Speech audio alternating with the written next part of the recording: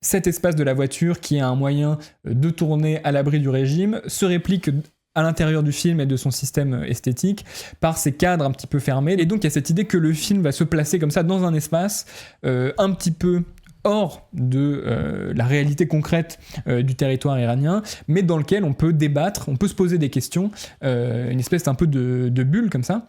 Finalement, cette promesse un peu de la voiture comme lieu transitoire entre l'extérieur et le dedans, finalement, on sent que le film bascule clairement d'un côté plus que de l'autre.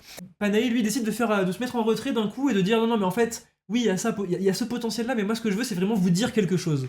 C'est théâtral, mais ça devient même plus du si bon cinéma théâtral, dans le sens où c'est une sorte d'enchaînement de tirades à propos, on va pas se mentir, un peu attendu.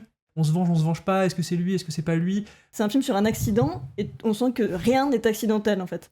Tout est figé, c'est des très beaux plans fixes, Panahi, mais là, pour raconter ça, je trouve qu'il y a pas... Moi, je la sens pas, l'urgence. Et en fait, il utilise jamais le groupe comme groupe, quoi. En fait, c'est pas un groupe qui agit, le groupe sert simplement à réunir des opinions variées, comme une troupe de théâtre, quoi. Le mot de la fin ? Allez, on va dire que c'est ça. Il a rien à dire sur le film, ça en dit long.